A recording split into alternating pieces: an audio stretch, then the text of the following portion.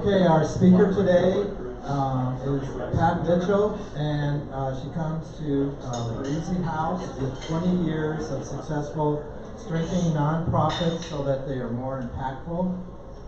She also brings a background in early education and personal experience with an addiction in her own family. And prior to coming to Parisi House, Pat was executive director of Silicon Valley Faces, and that's where I met you. They merged with the DA's office, and they're mostly about victims. Yeah. And Pat is a senior fellow of the American Leadership Forum and serves on the National Advisory Board for the Center for Church Management of Villanova University School of Business. My grandmother used to work in Villanova. I know, a lot of connection there. Okay, so let's give a warm welcome to Pat Mitchell. Hi everybody, Brian, thanks very much for that. Just really funny that we had this connection from a prior life. Parisi House on the Hill, how many of you have ever heard of it? Anybody ever hear of House on the Hill? You have?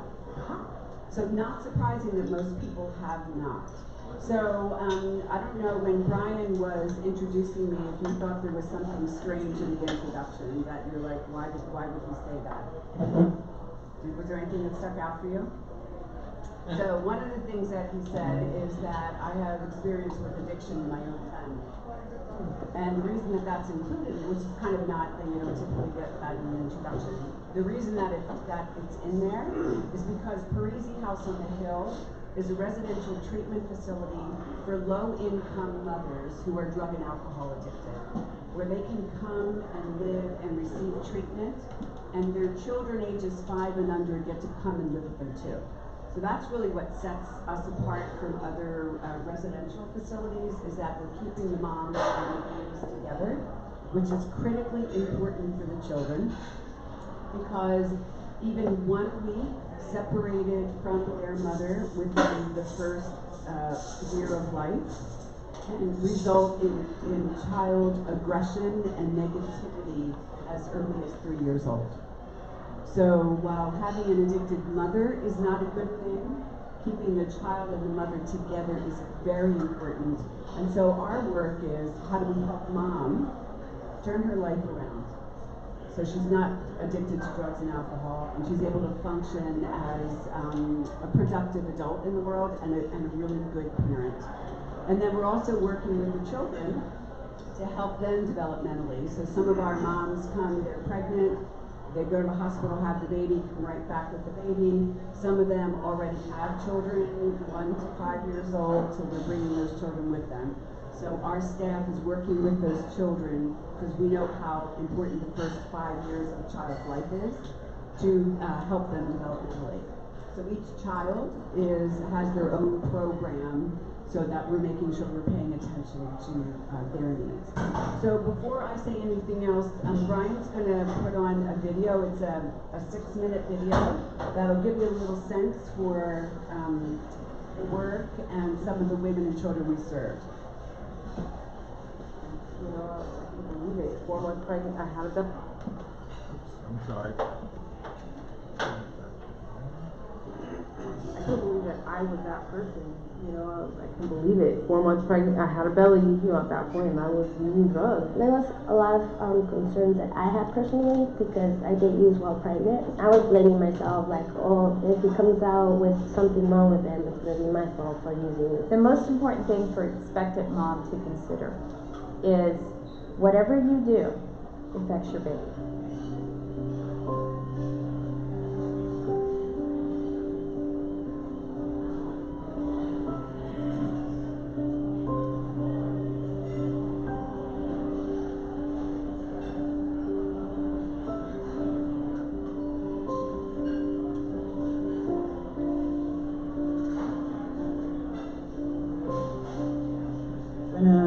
Fetus is exposed to substances. Depending on the substance involved, there could be effects on the fetal growth, or there could be effects on the fetal development. But I don't parcel out one drug from another, whether there's an uptick in it or not. It's no different, no better, no worse than meth, marijuana, alcohol, crack, I could go on with a long list. But as far as I'm concerned, they all affect the fetus. You smoke a cigarette, your baby's smoking a cigarette. If you're drinking a glass of wine or having a beer, so is your baby. Anything that you do, so does your baby. Violence affects the fetus. Depression affects a pregnancy. And that affects how the brain is being put together, how the muscles are being put together, how the neurotransmitters are put together. A lot of times women get scared. They get scared that if they go in and they're honest, then this doctor's going to take their baby away. And that's not what will happen. When you're pregnant and you tell your doctors, it's not like they're going to arrest you. They're going to want to help you. They're going to want to help you have a healthy child, or the healthiest at whatever point you're at.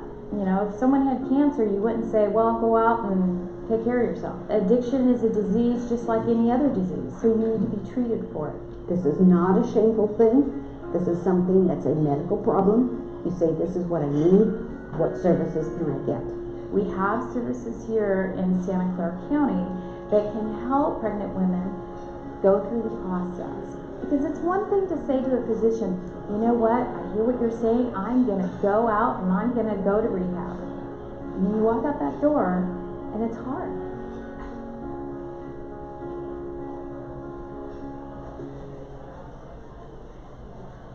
Here at Parisi House on the Hill, we don't only work with the substance abuse, we work with the co-occurring disorders and the parenting piece.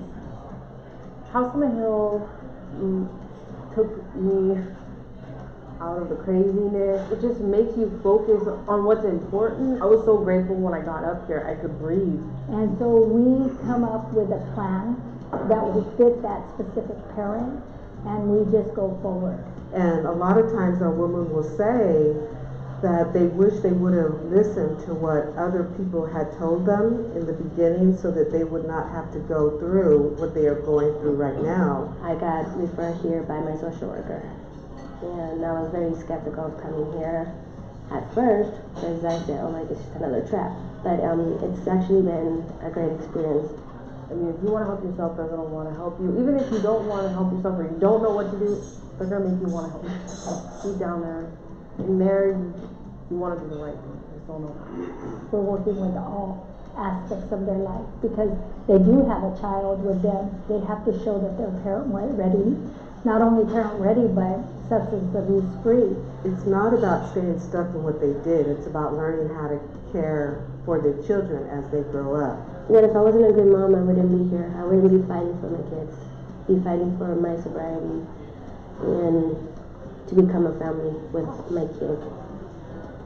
And I think it takes a very large group of people to sort of dissect the needs of the individual patient, and part of the motivation also has to come from the affected person who has to be able to seek out help. It's something that's real and it happened, and the more honest you are about it, the better you can help yourself, help your children, help other people around you. We're not alone in this. We are one of the many, and if we all keep together and as one, we are strong and we can make it. We can make it together. I really do love what I do, and I really enjoy seeing the girls bloom like roses here. They come in broken. They don't know what to expect. They're told that their children are going to be taken away from them if they don't get sober, and most of them don't know how to do that. If I was to tell someone that is pregnant and I know that is using, I will talk to them about the different types of help that's out there to stop and to do it for the baby, because the baby deserves that chance to live and make it.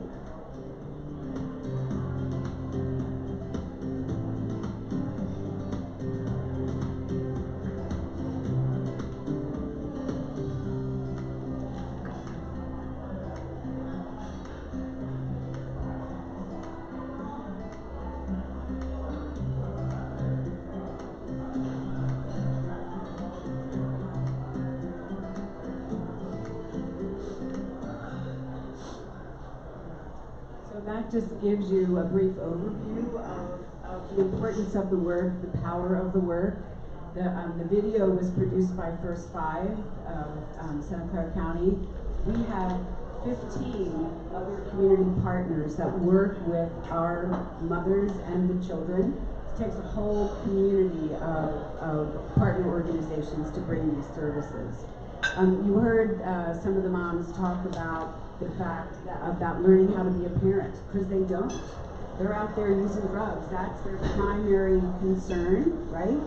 So this child is being neglected at best. And so when they come to us, very often there's no connection between mom and baby. So what we're helping to do, one of the skills that we're teaching, is that whole bonding thing, right? So the difference between when they first come to us and when they leave us is stunning. They're like different people. They don't even look the same anymore. And my office is right inside, right past the reception area. So I see and hear our clients coming in and out during the day, and I hear the way they talk to their babies, and just to hear the difference, to hear them actually talking to their child where they weren't doing that before.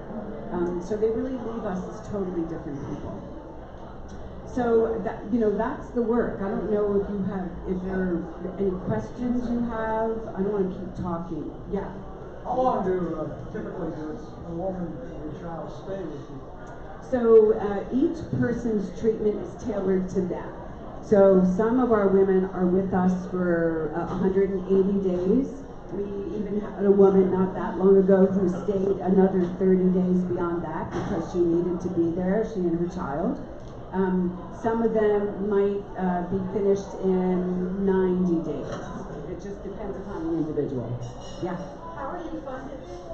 So we have a contract with Santa Clara County. What is really important for any nonprofit organization like us is that you're not depending on one source of funding.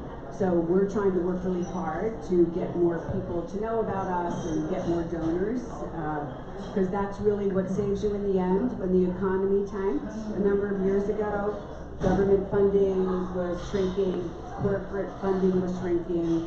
What saved nonprofit organizations were the individual donors. Yeah, so it's a both and, not an either or. Yeah. So how many folks do you have living there? And then, so you don't deal with the addiction itself, you just deal with them basically becoming better mothers? No, actually we are a treatment facility, so we are providing their addiction, helping them with their addiction, as well as life skills and all of that. So we have trained counselors, addiction counselors.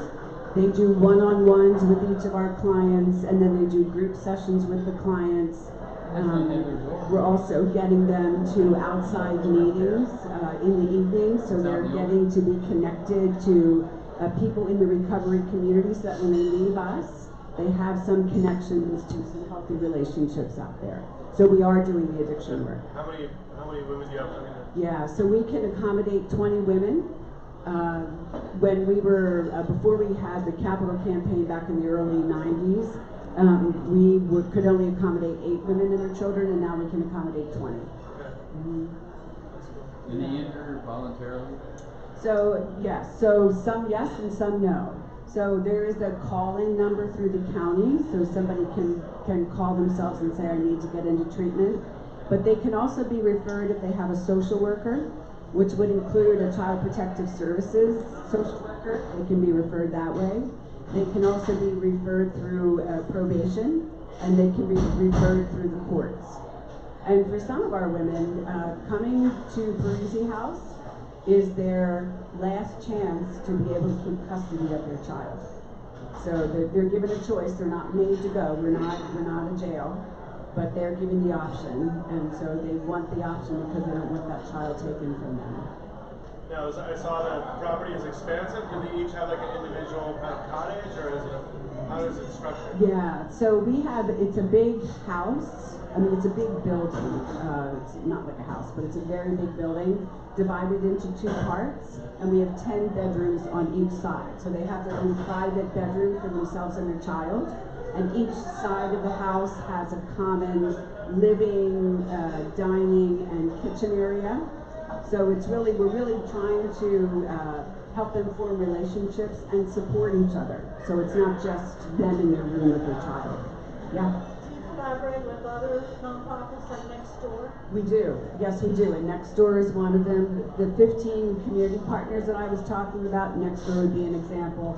First Five would be an example. Rebecca Children's Services, Momentum for mental health, so many, yeah. Because it's wraparound services is what it is. Yeah, but can they come and go freely or not? So when they first come, they're not allowed to leave. I mean, if they say I don't want to stay here anymore, they can go. But if they're in treatment and they want to stay in treatment, they can't leave during the first 21 days, except to go to like doctor's appointments, court appointments. And the reason we do that is because we want them to get acclimated to being with us and not being back out in the community where all those negative influences were that got them into this pickle in the first place. After the first 21 days, then they'll have the opportunity to go out on social passes on the weekend, so they can sort of re-engage with trusted family members and friends. So I presume they're going through detox in that first kind of 21 days, potentially give medical staff on site prepared for that? So we do not provide detox. We're not licensed for detox. So they're already, if they need to go to detox, they're doing that first, and then they're getting referred to us. Now, where exactly is the house located? Yeah, where's the hill? So where's the hill? The hill is in South San Jose. Yeah. Like, what street? So we're off of Bailey Avenue. Pardon me? Off of Bailey. Oh, off of Bailey. Yeah. So what kind of program do you have? What does it encompass that you're teaching them in terms of new skills? Sure. So we have things like seeking safety, right? We're teaching them about domestic violence because many of them are coming from abusive relationships. We're teaching them parenting. We're teaching them relapse prevention. So our goal when they first get there is to prepare them to leave. That's the goal. We want them back out. So we're teaching them all those kinds of things. Yeah. We have a very structured schedule for them, which is part of what we're trying to teach them. So part of the reason they struggled before was they didn't have a routine. So we're trying to teach them about routine. Get up at 6:30, get yourself and your child ready for the day, breakfast, take the child to, we have 2 different child development rooms where our trained staff work with the children, and then moms go to their groups for the morning. Then they pick up the children, take them back down to the house, and have lunch, prepare and have lunch with them. Then they're taking them back up to the child development rooms. The children nap in the afternoon, moms go back into groups. At the end of the afternoon, they pick up the children, like you would from school, and take them back down to the house. And then we're also teaching our women how to plan for, shop for, and make healthy meals for themselves and their children. So our staff will work with them on that. So they take turns cooking for the whole house. And then they do that, and they share the dishwashing and all of that. And in the evenings, there will be groups that they can go off the hill to, and sometimes we hold groups right on the hill. And then we say lights out by 10 for the moms, so that we're giving them the opportunity for 8 hours of sleep. Did you have a question? Was that house built for that use? Yeah, so the question was the house built for this use. So originally, the original house on the hill was a family home. And so that family gave the land and that house to the county. And then the county established Parisi House. So the original house was just a regular house.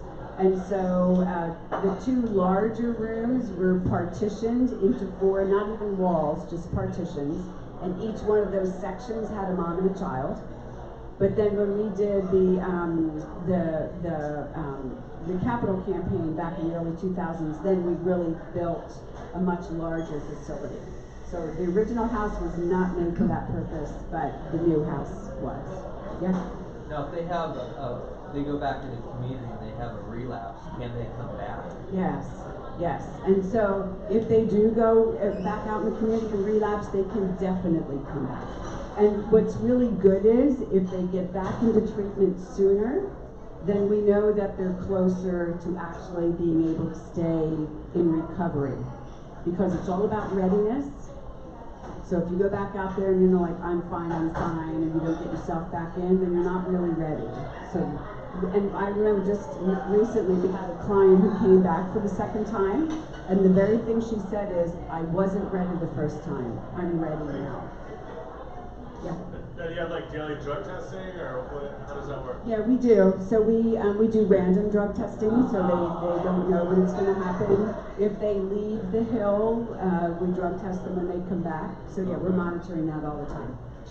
So do you have volunteers who come in from the outside?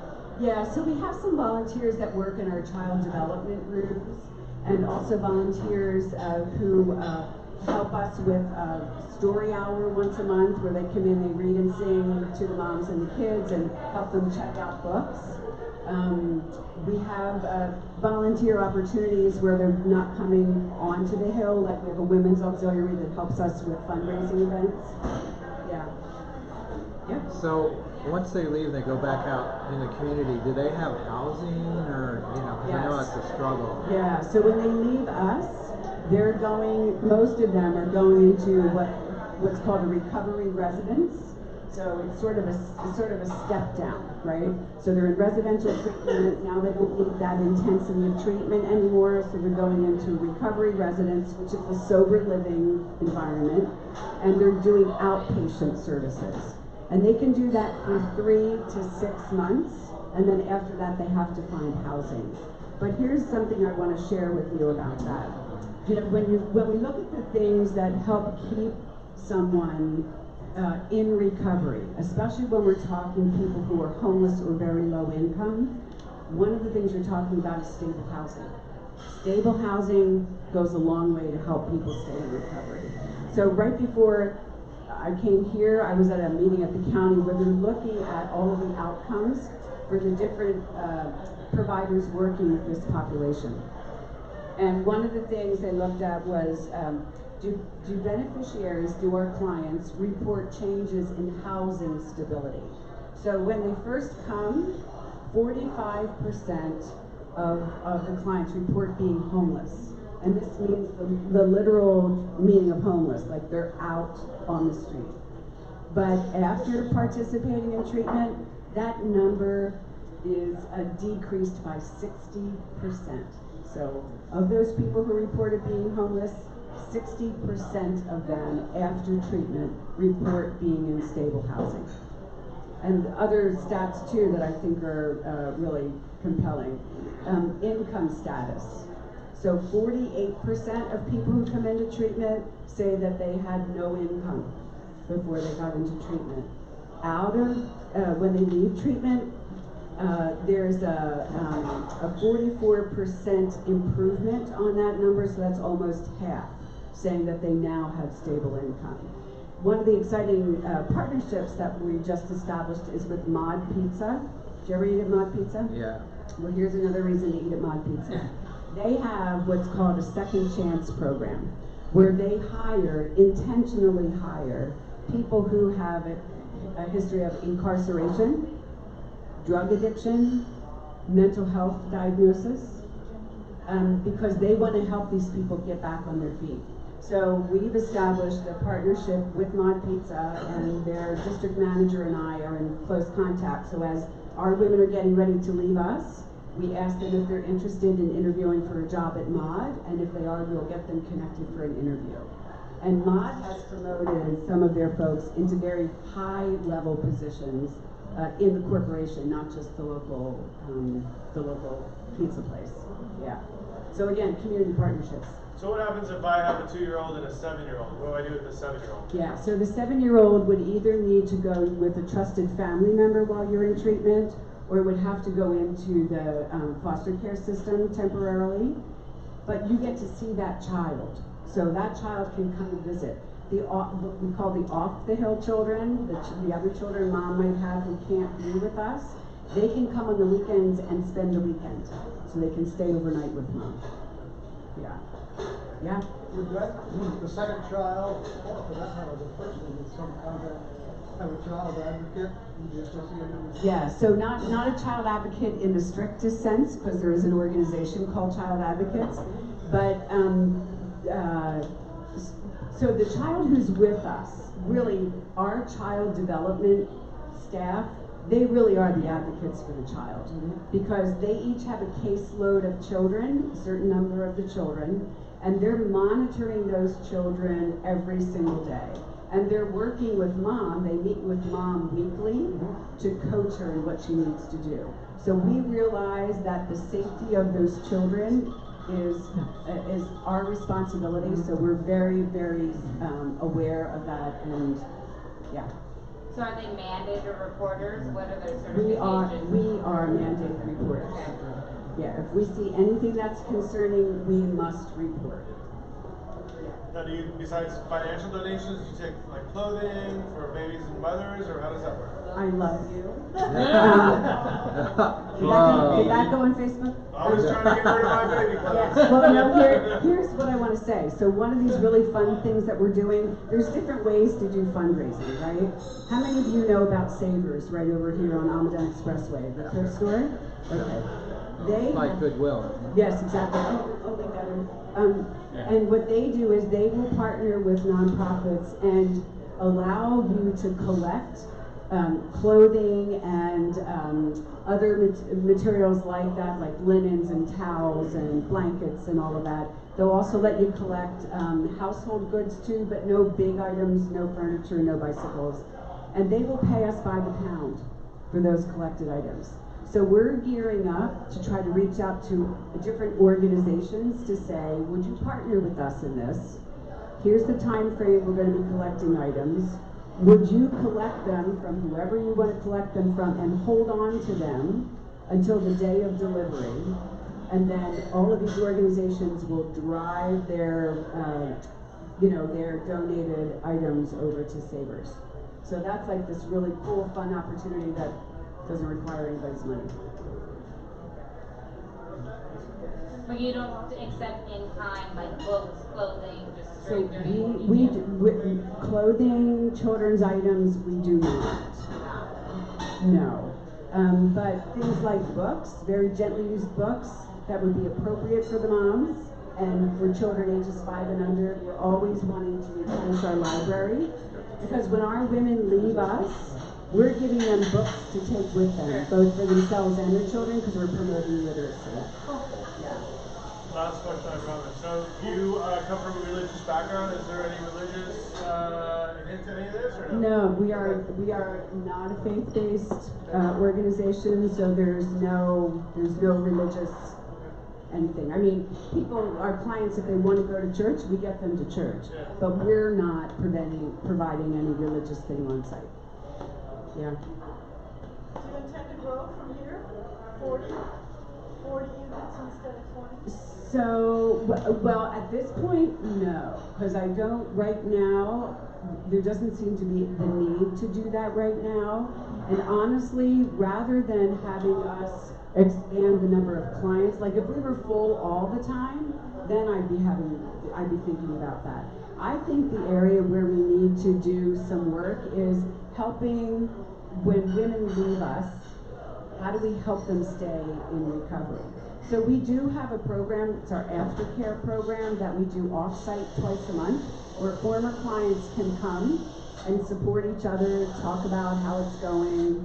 And there's aftercare other places, but we are removing obstacles that keep people from going to aftercare. People don't go to aftercare because they can't get there.